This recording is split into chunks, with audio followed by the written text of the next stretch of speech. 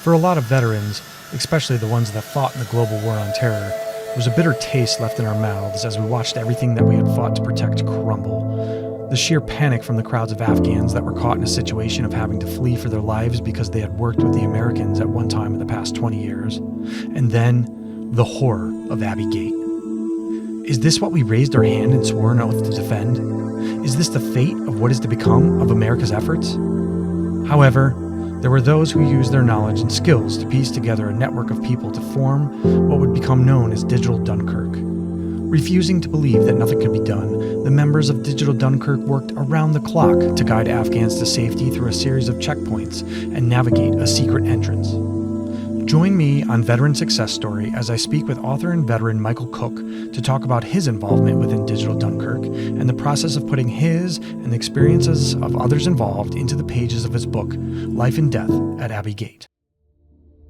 The first time I met Mikael, I was actually searching out for different departments that took care of Afghan refugees myself.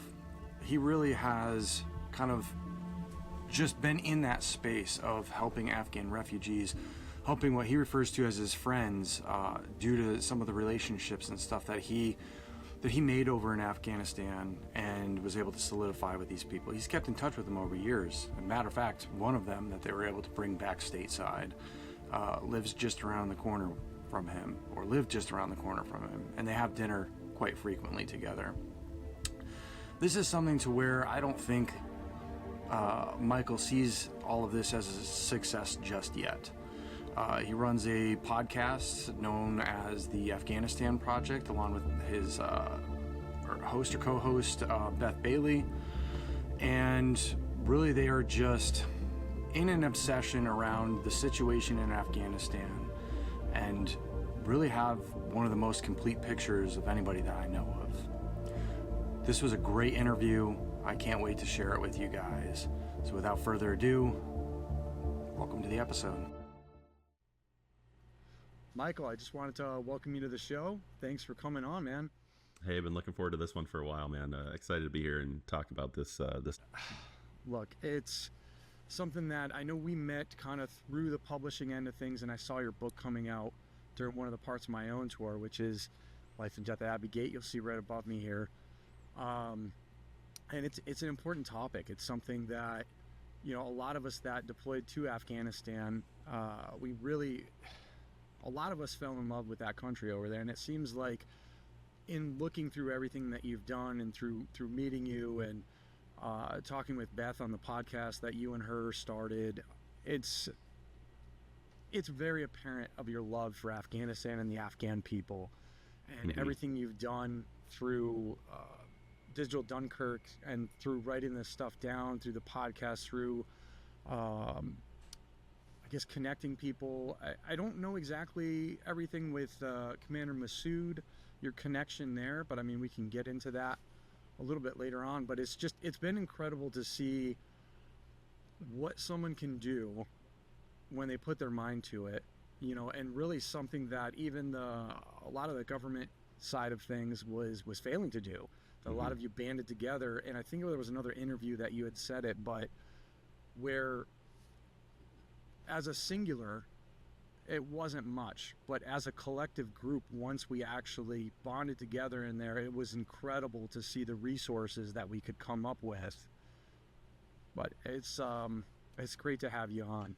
Yeah, thank you. Do you want to talk a little bit about kind of what brought you to the military, your early life? Yeah, I think, you know, I don't come from a military family, and I grew up in Ann Arbor, Michigan, and always played team sports growing up. And I think, you know, just being part of a team and being part of a bigger organization than myself was just something I always clinged to. And the military was just never really felt like a real option for me, right? Because again, I don't come from a military family. I come from a very liberal town, so I didn't have any friends or you know, siblings or anything that served. But I remember vividly, you know, watching those Army and Marine Corps commercials, right? And just wondering what it would be like to put that uniform on and feel that sense of pride. And so, you know, I grew up, I graduated college in Michigan and then moved out west, out to California. And at that point, I was done playing competitive hockey because I was out of college. And I think that at that point, the honeymoon phase started to dwindle, right? Like once you get out of competitive hockey and out of college for a little bit, like it's great because you have all this freedom. But then all of a sudden you start sensing that something is missing, right? And I started getting that sense that just something was missing and I couldn't quite figure out what it was. And then I really realized that it was, I was missing being a part of something. And that's when I picked up with a military recruiter out there in Southern California. Yeah. So no, that's like you didn't have any relatives or anything like that in the past? Nothing.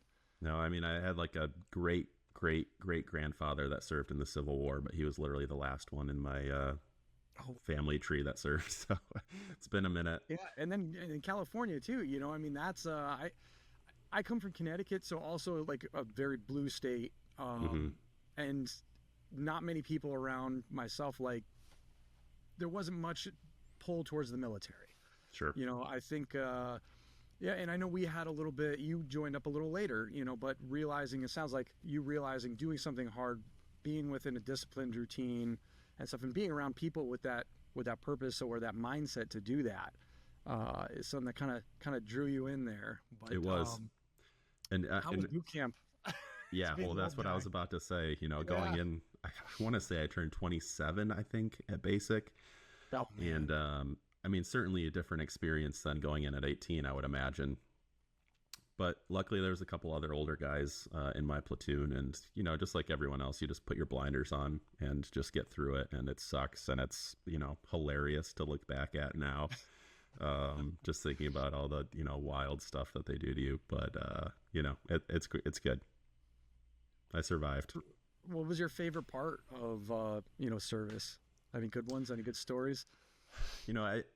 Favorite part of service, like as I mentioned before, like putting that uniform on, I felt the weight of that uniform every time I put it on, and there wasn't a day that I put it on where I did not feel that. And even 6 years in, I'd put that on in the morning and I would feel it. And you just knew that, you're a part of something special, something important, and certainly bigger than yourself. So I think that just being able to don the uniform each day was probably my favorite part of it, honestly. Gotcha. Anything on the negative side? I mean, I'm sure, how long do we have, I mean, especially with what you've seen and been through. I mean, geez, like actually, we could tie that into the stuff later, just because I'm sure a lot of the frustration with everything going on, in what you dealt with, mainly shown in the book and stuff. But that's yeah, I think just the quick answer is just frustrations with the most senior leadership of our country. Yeah. So during those months in August during the evacuation, I truly felt way more useful as a civilian than as a soldier, and that kind of weighed on me. That was a bit frustrating because you want to be that soldier that can put your best foot forward and help as best as you can. But there wasn't really anything to do as a soldier. But as a civilian, I could make huge headwinds. So I mean, is that something that you had we had mentioned it a few times, but the Afghanistan Project podcast, like when did that come about? Were you were still in service when you guys started that? Like when did that come about in the process of everything? Yeah, I was still serving in the reserves. So really that project came out of me and Beth Bailey, who's an amazing reporter. She writes for many different outlets, but Fox News, Washington Observer, I forget. Okay. But really, it came out of us just realizing that there was a lack of information out there for Afghans as to what types of visas they might qualify for. Yeah. Anybody that went through the special immigrant visa SIV application for anybody that they knew, like as an American English speaker, it was difficult to wrap your head around everything that was required. So to these Afghans that, maybe they can speak English, most of them probably can't read or write in English. Some of them can't read or write in their own language. It was an impossible task for them. And it was just so difficult to understand what visa you might qualify for, because there's many different types of visas, many different pathways to come to the U.S. So we just realized there was just a lack of clarity, and we just wanted to put as much information out there as we could. And honestly, we didn't even understand it. So we brought in, everyone we could that we thought might be an expert on the situation, and just to bring clarity. It's that's a heck of a thing, and I know there's so many more possibilities these days with long form podcast format. And there's a lot of people out there that you get an hour. What's even the standard commute these days? I know my life is a little bit different now, but it almost seems like almost everybody has 45 minutes to an hour, and that's music gets old. Nobody listens to talk radio so much anymore. They fill this time with podcasts, and for you to do that and put it into a format to spread this information and make something that's viable over time, it's not an easy undertaking. Obviously, I understand completely what goes into it. It's not an easy thing to do. It wasn't, but it was pretty cool because as we tracked our analytics of the shows, we could see where the viewers were coming from, and it was like 75 to 80% of our viewers were coming from inside Afghanistan. So that was awesome to see. That's got to be. I mean, is there any direct stories of someone that you affected through the podcast that was able to, or like any particular ones that stood out? We had a ton of people reach out from the podcast, and we still do today. I mean, I get messages, nearly every week from Afghans that are still trying to get out, and our show email just gets blown up with people that are, either looking for help or trying to provide resources. So, yeah, I mean, it's a constant struggle. I know that it's a frustrating situation. I mean, that's actually who was, well, we'll go into that after. But I guess this is kind of where did this turn into Digital Dunkirk? Was this all kind of intermingled? Is that? Yeah, so it really started with, one, I deployed to Afghanistan in 2019 and 2020. And that's really where, the book starts, right? Because I meet these two guys, Abdul and Mohammed, who are contractors, and, started as just a professional relationship, but turned into a very personal friendship very quickly. So I leave Afghanistan, we stay in touch. And then as, the weeks and months are approaching to the evacuation, Abdul and Mohammed had fled from Mazar Sharif up north, where I met them, down to Kabul, which was pretty much the last safe place in the country, right? Because the Taliban had, started taking over all the perimeter cities and all the other capital regions. So it started with a phone call of him calling me and was just like, brother, I need help and I don't know what to do. And I'll never forget it. I mean, I was sitting in my kitchen, on my kitchen island with my mother, and we're FaceTiming, and Abdul's holding his little baby daughter. And I think really that was the moment where it hit me of, what was about to happen. Because, we could all sense what was going to happen, but that was like when I really got hit in the face with it, as I was looking at this little baby girl and realizing her life is essentially over tomorrow. She's never going to go to school. She's never going to have a job.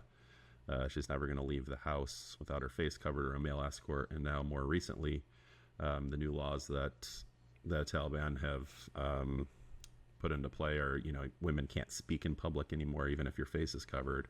Women can't listen to other women's stories, which is like the most bananas thing I've ever heard of.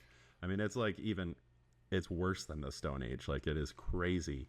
I understand what you're saying. Like, I mean, we've all had those stories of either seeing, there's, like some of the horrifying stories of either women getting stoned, right in front of you, and there's nothing you could do about it. And it's just, hey, that's part of their culture, and it's like, that is what? Like, no, like that type of treatment of another human being, and how they treat somebody of the female sex over there is just, you're right. Yeah. Stone Ages. And even that, was it right back then?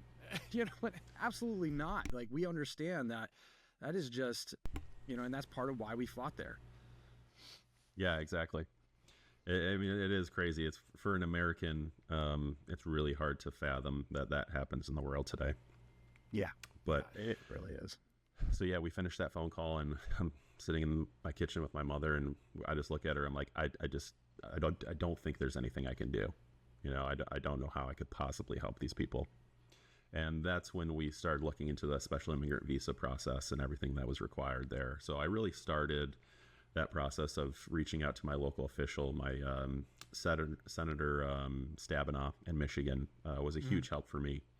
Reached out to them, and her team were very helpful, but they were also honestly set up for failure by the State Department as well. Because, I gave them all the information. And their guidance that they were getting from the State Department to pass on to me was have them shelter at home until they're called to get to the airport, right? And sure enough, that phone call never came. Yeah. So, after serving in the government and realizing, how these things go and how long U.S. immigration policy takes, I knew that it wasn't going to happen in 24 hours, right? So that was the point where I was like, okay, we got to just figure something else out. And I just went to Instagram and just started messaging everyone I could possibly think of. And I messaged Zero Blog 30, the Barstool military podcast. Yeah. And honestly, I wasn't messaging them with hopes of them responding to me, because I knew that they were just getting blown up. And sure enough, within an hour, all three of them responded to me, and that's actually how I ended up getting in one of those Digital Dunkirk group chats, is through them. You know what though, is that's right there. Like, even though you thought and your mind was telling you like, I think this is a futile cause, but I'm just going to start blasting out cold call messages. And sure enough, some of the work that you put it out there and it came back. You took the chance to do it. You took action, where a lot of people, how many people do you know say, well, I would have joined, but, or Sure. I would have done this, but it's like, there's no but, just do it.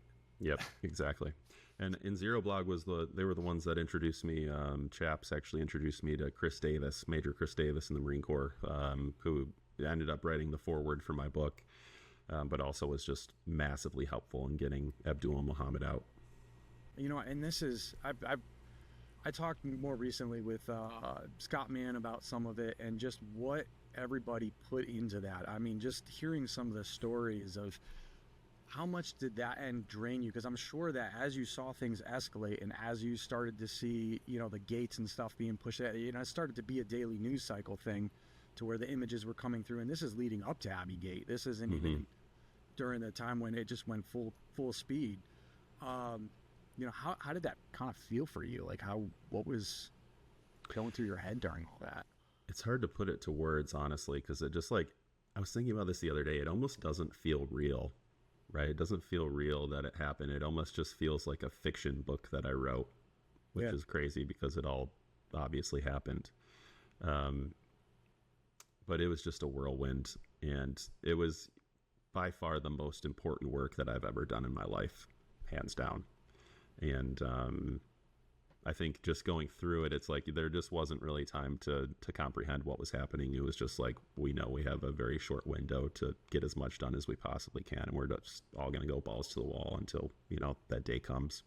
And this started with a phone call that turned into a social media message that turned into being involved in what turned out to be one of the more successful networks of getting people out of Afghanistan. That's what blows my mind right there. The kind of the power of what we have at our fingertips these days, the access to information and the connectivity and everything. Can you maybe speak a little bit? I mean, is that actually kind of what led into being able to catalog this into a book and getting those contacts together to do that? Because I know there's stuff in there. There's some of the perspectives and stuff in the book that you give is giving it from the Marines on the ground and through the interviews and stuff on there. How did you contact some of them? Was that just through your interactions through Digital Dunkirk and being involved in that? Yeah, well, I guess I'll answer kind of both of those questions. First, just to go back to your opening statement, this was super personal to all of us that have ever stepped foot in Afghanistan, right? We gave a big portion of our lives to that place and that cause. And these weren't just random people we were trying to help. These were our friends. So that's really where the motivation comes from, right? We weren't just helping random people in a distant land. These were our freaking brothers, man. We spent every day with these people. Abdul Muhammad would bring me home cooked meals from their wives because they knew that we were just eating shitty food. It's these were They're great people, man. These were my they really friends. are. It's just so you don't get that type of bond with someone. It's just almost their culture is just so warm comparatively. Oh, it's unbelievable, truly. I know everyone says about every culture, oh, they're the best. Afghans are number one for sure. They're amazing. And I still go over to Abdul and Muhammad's house, once every couple weeks now for dinner, which is the Afghan dinner. If you've never had it, it's just freaking amazing. And highly recommend it to everyone. But yeah, they're I just have. the I've done best texture people. cut and stuff a few Oh times, yeah, but not the full spread of oh my God. Like I tell it's my kids unreal. and stuff, we talk about it. Yeah, it's unreal. But then to answer your second question, I think really honestly, where the book started was as I started putting it down on paper. I wasn't even planning on writing a book. It was more so everything had been put out on social media as I started raising funds and doing fundraisers for Abdul Muhammad, and so the story was getting out there. But no one really had all the details, and everyone was just curious, right? So I was just getting blown up by everybody asking me to tell them the story, and it's like, the audiobook's 5 hours long, so it's like I'm not going to tell the full story to every single person that calls me. And the more I started telling the story, the more the details started getting blurry, and I was forgetting dates and like order of events and stuff. So to me, I was like, okay, I just need to get this on the paper, get this down on the page, because I'm going to forget it. Yeah. So that's how it started. And then, so I essentially just like threw up on paper is what I like to say, and just got the story out of me. And before I knew it, I had like 25,000 or 30,000 words. And at that point, I like felt this weight lifted off me. Like, okay, now it's down on paper. I can take a break. And then I felt like I wasn't done telling the story. I felt like there was a bigger picture to tell. And that's really when, one, I started looking for co-authors to help me write it. And two, just doing deep dives into the DoD report to really see, what the government was saying versus what I was hearing from the boots on the ground, just through social media and stuff, and all the differences that were coming up there is really what motivated me to continue telling the story. Man, I'm getting like literal chills right now, because a lot of that, like that therapeutic end of things where that weight lifted once you have that down on paper. I had a lot of that same experience. Like and knowing that there's more story there and you need to get it from other people. Yeah. That's, I know exactly what you mean and what you're talking about there. Yeah. And what, actually the coolest part for me was, it was therapeutic for me for sure. It was, I needed to write that book, but the best part was just interviewing all the Marines that were there at Abbey Gate, that lost friends, getting to see their emotions, and getting the story off their chest. Yes. We had some wild interviews where there'd be 4 of us on a call for 3 hours, and we'd be crying for 2 hours out of the 3. Just hearing their stories was just horrible. Yeah. But a lot of them told me, like, look, man, I've never told this to anybody. I haven't told this to my parents, my wife, nobody. Like, thank you for allowing me to tell my story and for telling this story responsibly. And that was the coolest thing I've ever heard. That's the best compliment I've ever gotten in my life. So that was by far my favorite part of the journey, is just being able to tell these guys' story. And it is like too that veterans sharing with other veterans, we understand because we've been there, and it's almost like there's that the built-in camaraderie, but that connection that's just instantly there. And being able to share that, you are essentially sharing one another's burdens, Yep. because if you're letting something off of your chest, but they're getting some of that too. And there's some stuff that was told to me that it's like, I know that from here on out, I'm also carrying that burden as well, but it's lighter for that other person. It's not really something that I've completely been able to unpackage to describe it, or at least, but it sounds to me that you had a lot of that same experience there. And it really is, it's rewarding. And it's something that more people, they need to be out there sharing stories with one another. Yeah. And that's why one of my non-negotiables when I was looking for a co-author was that they had to, have served before. And that's kind of how I found Robert Conlon, who is my co-author and just an amazing human, amazing veteran, and an amazing writer. So he was greatly helpful for me to tell the story. Yeah. So, that's another thing too, is how did you, what made you decide to bring on a co-author? How did you actually get connected with him? Well, I didn't come from a writing background. So like I said, I had this throw up on paper. I had the story down, but as I, would continue to read through it, I knew that there were a lot of improvements that needed to be made to just make it digestible to a reader. Yeah. And just the way the book would be organized. I just knew I needed help with that. So actually the way I found Robert was, let me think about this. I was driving to jujitsu one morning at like 6 a.m. and I was listening to Cleared Hot podcast with Andy Stumpf. Yeah. And there was a guy on there, forget what the episode was called, but his book is called Back to Bulletproof. Oh, Darren Bebow is his name, and he's a friend of mine now, actually. He was on the show, and he had written his book, and he was talking about this ghostwriter that he was working with that essentially helped him write the book, whose name was Robert Conlon. So I was like, okay, let me buy this book and just check it out. So I bought the book, thought it was great, very well told story. So I take to LinkedIn, find Robert Conlon, and I shoot him a message. And actually, it was funny because the way I worded the message was like that I knew Darren, like I was a friend of Darren reaching out to Robert. Yeah. And obviously, I had never spoken to or met Darren before. But so Robert, kindly responds to me. He's like, hey, any friend of Darren is a friend of mine. Let's talk. So that got me in the door. And then, we had a phone call for probably 2.5 hours. And I just told him the whole story. And he was like, I'm in. 100% I'm in. And yeah, it's been just a great working relationship from there. Man, that is just that's awesome. Yeah. That is actually wild. And I got to go on Darren Bebow's podcast a while back and tell him that story. Cool. So it was pretty funny. You don't have to regurgitate that. That's great. I bet you love that. Oh, he loved it. Yeah. So how did you tell me the process and how you guys ended up publishing with Casemate? Well, first we just started writing. We worked off just a Google Doc together, and we'd just go back and forth, and I'd write it out and he'd write it out, and we'd just go back and forth editing, which really turned out to be a great process for us. And during that whole time, I started pitching publishers. And I'm sure like any new writer, it's like you're going to get 100 no's before you even get like a maybe, right? Yeah. So got 100 no's. And then all of a sudden, I was getting towards the end of the list, and Casemate was there, and got an email from them just with some interest, but certainly not a deal. Yeah. And that, gave me a little more fire to keep pushing, and then eventually ended up getting the deal from them, which was such a blessing, and they were really, really great to work with. Yeah, I was going to say is the staff over there, they really do have a passion with the military history end, and some of the stories and books that they have are phenomenal, like with the military history end of things. And it's, yep.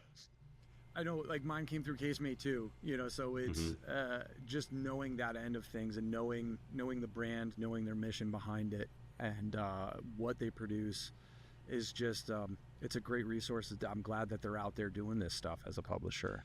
Yeah, and obviously I've never published with anybody else, but I can say if you're a veteran writing a book, like they're a great option, because just going through the editing process with them, you can tell that they really understand our lingo, our language, and just the way the military is set up. They were catching things that me and Robert weren't catching, which a normal civilian would never be able to pick that stuff up, right? So I was very impressed with them. Oh, wow. Nice. So looking back at everything, and getting the stories out there, do you want to give us some of the lessons learned throughout? Yeah, I think, I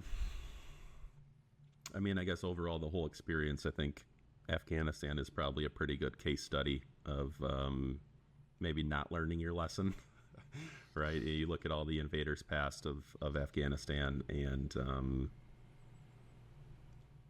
then you look back on our 20 years and you just wonder if we had learned anything from the prior invasions or not. And it just feels like we hadn't. So unfortunately, I feel like I don't even know if we're going to learn a lesson from our 20-year deployment there. And I would not be surprised with seeing everything that's going on the ground there if, the next generation, if our kids don't step foot in Afghanistan in combat boots. So that's frustrating. But that's just the reality of where we are right now. Yeah. How about, and I'm going to reframe that question. Personal lessons learned during, I guess, the publishing of a book or getting a story out there. Is there anything to where you can kind of give either aha moments or like hey, this was a point of resistance, and then once I realized this, it was almost like a breakthrough happened? I think kind of just back to what I said, I think that probably the best piece of advice I got, and and I don't even remember where I heard it, was actually, I want to say it was from like a master class I was listening to on publishing a book. And they just said, you just have to keep going no matter what. You have to keep going. And I just kept, as the no's were coming in, I just kept that in the back of my head. And I think I kind of just knew, or just believed, and I don't even know if I should have believed this, but I just believed that it was going to happen, and someone was going to believe in the book and want to publish it. So I think that was my aha moment, I think, and my biggest advice to anybody writing a book would be, you just have to keep grinding, don't stop, because eventually someone is going to want to hear your story. That is extremely good advice. As someone who knows, that is extremely good advice. That there's a bunch of resilience that's needed to do that and to stay on the path, and especially to, once you got the deal back from Casemate. I mean, how far done was it at that point? Were you like continually refining through, or was this just like a almost prepackaged, deal? You said there was a bunch of editing and stuff through the process, that they had caught a bunch of things. Yeah, we were close, I think. I mean, we certainly had a manuscript, and it wasn't perfect, but it was pretty close to what we ended up publishing. So we were pretty far down the line, and I know that you certainly don't need to be that far down the line when you're pitching these publishers, but we just the way it worked out. Yeah, it helps. We were pretty close. Yeah, but it was humbling, man. I mean, it was a humbling process going. I didn't think it was going to be as hard as it was, so that was eye-opening for me. Gotcha. Yeah, and that's that's even it to talk into on where it really gets hard. And so now you have it's published, it's out there in the world. But I mean, the media tour for it and getting stuff out there, and then even you had the audiobook come out more recently, correct? Yeah, the audiobook just came out a couple months ago, I think, and that was also way more difficult than I thought. Yeah, you read your own. Yeah, I read my own, which I would do again, but it was difficult, sitting in a room all day for multiple days just reading, and you don't realize how hard reading is until you have to do that. Yep, and straight through. I mean, were there any times where that story just kind of really became very overwhelming to you, and you had to take a minute? Yeah. Mm-hmm. I bet. Yeah, I gave the producers and audio engineers, a heads up before a couple chapters, like, hey, just bear with me because we're gonna need multiple takes at this, I think, because I can feel it in the back of my throat just thinking about it, So it was a couple of those moments, but we made it through, and hopefully that that came out in my voice for the listener. Yeah, I haven't heard the audio one. Obviously, I've read the book, but I have to go back and listen to it just because I know it does. It's and especially when the author reads it. That was one of my concerns, was being able to get that emotion in there. And I know there was portions of mine where I'm like, I am not sure I can read some of this. Yeah. So kudos to you for that, because I know some of the story and some of the things you discussed in there are just as heartbreaking. For someone who knows what happened there. I can't even imagine I can't imagine, but to put that down on paper, but then reading it out, it's just a whole nother level. Again, it was like, that was another moment where it doesn't feel real sometimes. Yeah. And as I was kind of reading through it, it really felt like I'm reading a fiction book. Is the best way to describe it. Well, it's definitely not fiction, and it's out. Yeah. You can get it on Amazon, or are you still running the website for the signed copies, michaelcook.com? Yep, michaelcook.com, Amazon, Barnes & Noble, wherever you buy your books, you'll be able to order it. Cool. Yeah, and I mean, you even had an endorsement from Sebastian Younger, which is, that's no small thing.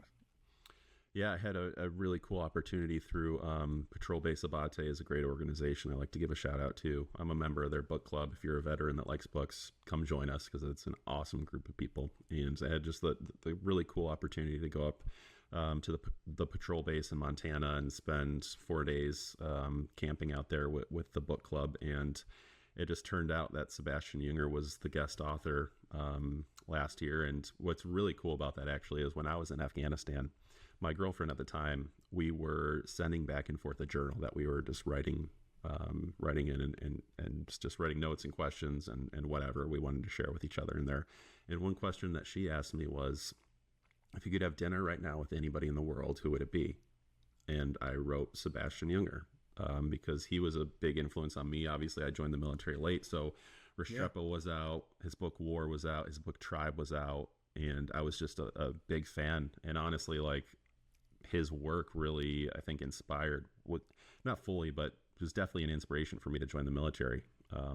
So I wrote Sebastian Junger, sent it back to her, and then finding out I was going to spend 4 days with him was super cool. So I met him and got to share that story with him, which was awesome. And then we just started talking about my book, and he wrote me an awesome blurb, and I'm very thankful to him. It's so cool. That's no, that's wild. That's very cool. That's I know when I was going to college post-military, that was one of the things in the journalism class. They had something like, hey, pick a famous journalist, and they had a list, and they're like, pick a famous journalist that you're interested in, and this was just one of the, I was in business school, but I always tried to take one offshoot that was something creative or something that I could see being used down. I never would have imagined it would have led to where it did, but I'm glad I took that class. But it was funny because that list did not include Sebastian Junger. And I was like, what, can I put an ask in, and see if I can get his name included on the list? And believe it or not, the journalism teacher, the professor there, she was like, oh my gosh, that's a great modern journalist. And she was all about it. She was a big fan from, what was the Perfect Storm? Perfect Storm. Yep, Perfect Storm. And that's, I hadn't even realized that was one of my dad's favorite movies, the movie adaptation and stuff. Mm-hmm.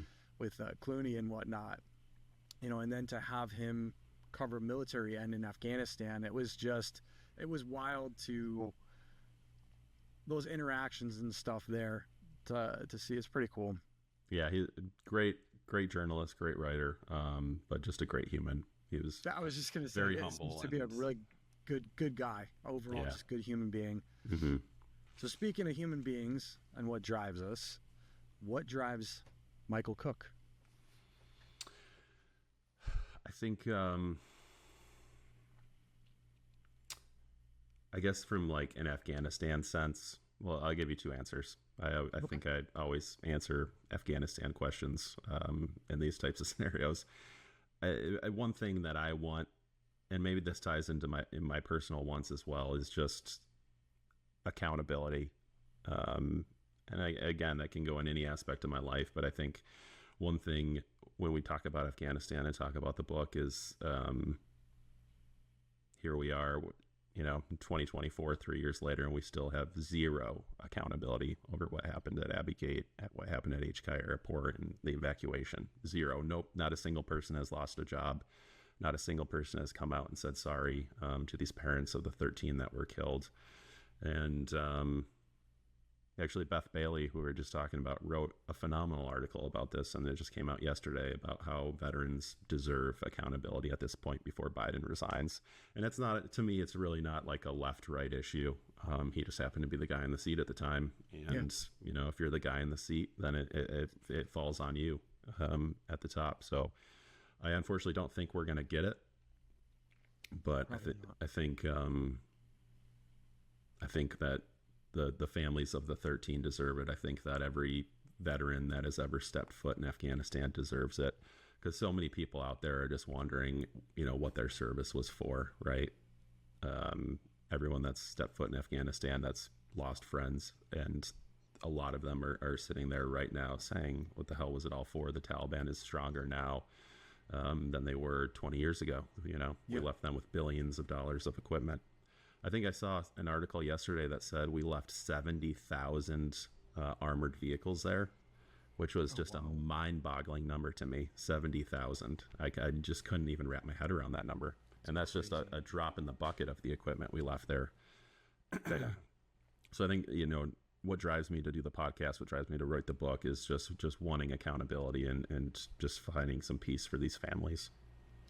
Yeah, I know you had the Biden administration was the one that oversaw the actual pull out of Afghanistan, but I know we also have to go back to the Doha agreement. Like, what are your thoughts there as well in opening up actual talks with a terrorist organization. Yeah, I mean, there certainly were mistakes from the Trump administration with the Doha Agreement. I mean, we somehow managed to cut out Afghanistan leadership from the Doha Agreement. Like, they weren't present. It was us and the Taliban trying to agree on something, to agree on a path forward for Afghanistan, and Afghanistan wasn't there. Like, how the hell does that make any sense? So that was a major failure from the Trump administration.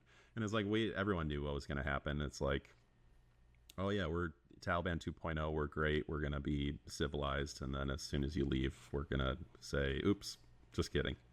Yeah, And then that's obviously what happened. In a situation there to where you'd have some of that two-face stuff too. Sure. I mean, we would have the same thing. Meet some guys in the field, and the next thing you know, they're shooting at you. Yeah, of course. Life in Afghanistan. No kidding. On a more personal note, what does success look like to you? Like, and has that changed over time? I think it's always changing, right? I think you're always chasing something. At least for me, it's like I'm always chasing something and I don't know what it is, right? But always kind of chasing that next step. Success for me, I think, going through the process of writing this book, I realized that just affecting one person with my work makes the entire, multiple years of work worth it.